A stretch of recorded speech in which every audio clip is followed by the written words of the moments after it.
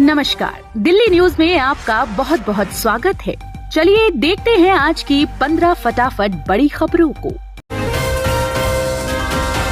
दिल्ली के मेयर चुनाव में बिना शर्त आपका समर्थन करेगी कांग्रेस। दिल्ली में 26 अप्रैल को होने वाले मेयर और डिप्टी मेयर के चुनाव में कांग्रेस आम आदमी पार्टी का खुलकर समर्थन करेगी। कांग्रेस बिना शर्त आपको समर्थन देगी, लिहाजा कांग्रेस ने आम आदमी पार्टी के सामने कोई शर्त नहीं रखी है। बता दें कि 26 अप्रैल की सुबह 11 बजे से मेयर चुनाव की प्रक्रिया शुरू होगी। एमसीडी के 250 पार्षद, दिल्ली के 7 सांसद, 3 राज्यसभा सदस्य और 14 विधायक मेयर चुनाव में वोट करते हैं।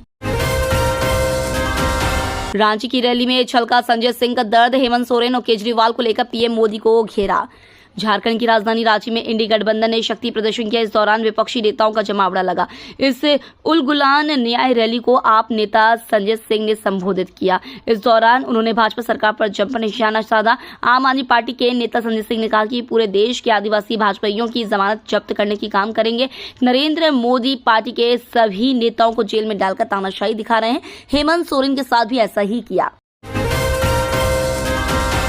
महावीर जयंती पर भारत मंडपम में हुआ कार्यक्रम, पीएम मोदी भी मौजूद है। दिल्ली के भारत मंडपम में महावीर स्वामी की 2550वीं जयंती पर कार्यक्रम का आयोजन किया गया। इस मौके पर पीएम मोदी ने भगवान महावीर निर्वाण महोत्सव का उद्घाटन किया।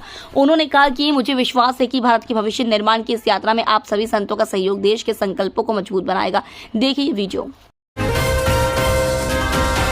राहुल गांधी की तबीयत बिगड़ी, मध्य प्रदेश की सतना और झारखंड की रांची का दौरा रद्द। कांग्रेस के पूर्व राष्ट्रीय अध्यक्ष और सांसद राहुल गांधी की तबीयत बिगड़ने के कारण उनका मध्य प्रदेश के सतना और झारखंड के रांची दौरा रद्द हो गया है। उनके स्थान पर पार्टी के राष्ट्रीय अध्यक्ष मल्लिकार्जुन खड़गे सतना का दौरा करेंगे। कांग्रेस की मध्य प्रदेश इकाई के अध्यक्ष जीतू पटवारी ने एक्स पर लिखा, राहुल गांधी अस्वस्थ होने के कारण सतना नहीं आ पा रहे हैं। ऐसी स्थिति में उन्होंने कांग्रेस अध्यक्ष मल्लिकार्जुन खड़गे से सतना जाने के लिए अनुरोध किया।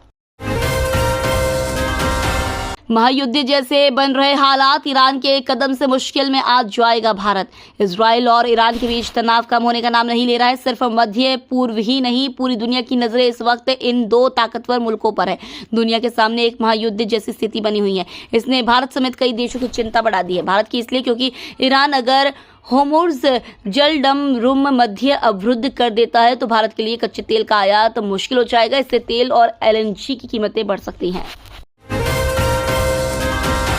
दिल्ली में हल्की बारिश तो पूर्वी भारत में झुलसाएगी लू, जानिए अगले 4 दिन का मौसम अपडेट।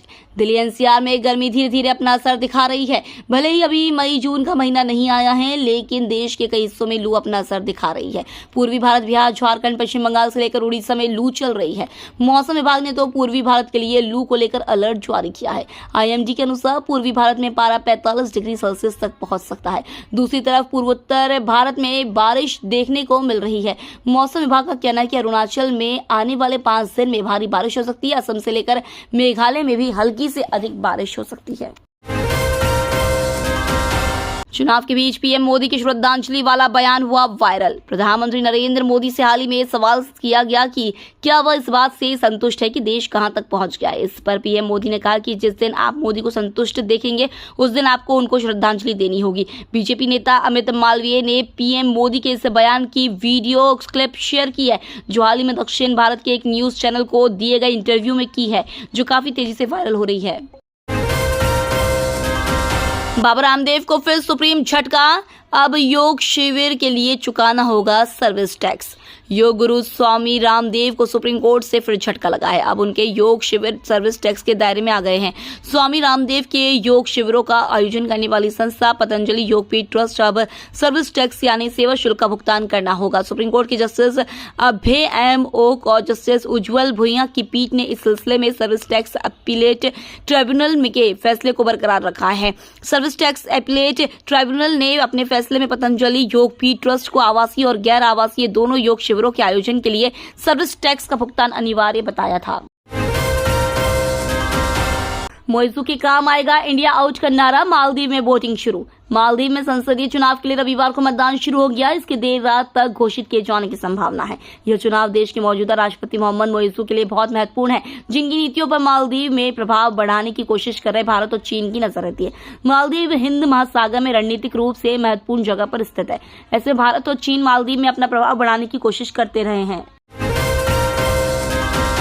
अरविंद केजरीवाल के लिए इंसुलिन लेकर तिहाड़ जेल पहुंची मंत्री आतिशी। आम आदमी पार्टी के नेता और मंत्री आतिशी ने कहा कि दिल्ली की जनता को अपने मुख्यमंत्री की चिंता है। उन्होंने अरविंद केजरीवाल जी के लिए इंसुलिन भेजी है। आतिशी ने कहा कि हम अरविंद केजरीवाल के लिए इंसुलिन लेकर आए हैं। हम तिहाड़ जेल के सामने खड़े हैं। तिहाड़ जेल प्रशासन ने भाजपा के कहने पर अरविंद केजरीवाल की इंसुलिन रोक रखी है। अरविंद केजरीवाल 12 वर्ष से डायबिटीज के मरीज हैं। उनका शुगर लेवल 300 पहुंचा हुआ है। आज दिल्ली के लोगों ने अरविंद केजरीवाल को इंसुलिन भेजी है। दूरदर्शन का भगवा लोगो तो बस शुरुआत है। मोदी 3.0 में कई बदलाव की तैयारी। लोकसभा चुनाव के बीच दूरदर्शन के नए लोगों को लेकर विवाद गहराता जा रहा है। दूरदर्शन के नीले लोगों से नारंगी रंग में लौटने पर विवाद छिड़ गया है। जमकर सियासी बयानबाजी हो रही है। भाजपा ने कहा है कि यह मूल रंग 1982 में इंदिरा गांधी द्वारा चैनल के लिए चुना गया था और इसे बहाल कर दिया गया है। विपक्ष ने इसे चुनाव प्रचार संहिता का उल्लंघन बताया है। इस बीच एक खबर सामने आ रही है कि प्रधानमंत्री नरेंद्र मोदी की अगुवाई में अगर तीसरी बार एनडीए की सरकार बनती है तो सूचना और प्रसारण मंत्रालय और प्रसार भारती में कई और अहम बदलाव की योजना तैयार हो रही है। आपके आरोपों पर तिहाड़ जेल प्रशासन ने दिया जवाब। तिहाड़ जेल के सूत्रों ने रविवार को बताया कि दिल्ली के मुख्यमंत्री अरविंद केजरीवाल को कल एम्स के एक सीनियर डायबिटोलॉजिस्ट से वीडियो कॉन्फ्रेंसिंग के जरिए कंसल्टेशन दिलाई गई।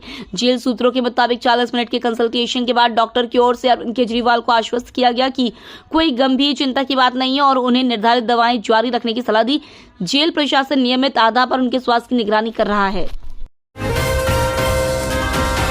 दिल्ली मेट्रो में मच्छरों से यात्री परेशान, वायरल हुआ वीडियो। दिल्ली मेट्रो में कई तरह के रील और वीडियो सोशल मीडिया पर वायरल होता रहता है। अभी मेट्रो में मच्छरों से परेशान यात्रियों का एक वीडियो बहुत तेजी से वायरल हो रहा है। यह वीडियो देखने के बाद लोग मेट्रो की व्यवस्था पर सवाल उठा रहे हैं। यह वायरल वीडियो ग्रे कॉरिडोर का बताया जा रहा है। वायरल वीडियो में दिख रहा है कि चलती मेट्रो में मच्छरों से परेशान दिख रहे हैं, इसलिए यात्री गमछे, रुमाल और हाथों से मच्छरों को भगाते दिख रहे हैं। केंद्रीय सचिवालय की निर्माणाधीन इमारत में लगी आग, कोई हताहत नहीं। नई दिल्ली में केंद्रीय सचिवालय की निर्माणाधीन इमारत में रविवार को आग लग गई। आग लगने का एक वीडियो सामने आया जिसमें काले धुएं का गुब्बार उड़ते हुए देखा जा सकता है। फिलहाल आग बुझाने के लिए घटनास्थल पर दमकल की गाड़ियां मौजूद है और आग पर काबू पा लिया गया है। इस घटना में अब तक किसी के हताहत होने की खबर नहीं है। पाकिस्तान से नाराज अफगान तालिबान खोज रहा भारत रूस जैसे भरोसेमंद दोस्त। अगस्त 2021 में काबुल में अशरफ गनी सरकार के पतन के बाद अफगान तालिबान ने पूरे अफगानिस्तान पर कब्जा जमा लिया था। इस दौरान अफगान तालिबान को पाकिस्तान का पूर्ण समर्थन हासिल था। काबुल पर कब्जे के बाद विद्रोहियों के गढ़ पंजशीर की लड़ाई में पाकिस्तानी सेना ने तालिबान की खुलकर मदद की थी। कहा यह भी जाता है कि पंजशीर की लड़ाई में तालिबान के साथ पाकिस्तानी सेना के एसएसजी कमांडो भी शामिल थे। लेकिन इसके बाद से ही अफगान तालिबान और पाकिस्तान सरकार के बीच संबंध लगातार तनावपूर्ण होते जा रहे हैं। कई विशेषज्ञ मौजूदा तनाव का कारण अफगानिस्तान से होने वाले सीमा पार आतंकवाद में वृद्धि को मानते हैं। तो ये थी आज की बड़ी खबरें। डेली खबरों से अपडेट रहने के लिए चैनल को सब्सक्राइब करना बिल्कुल न भूलें। धन्यवाद।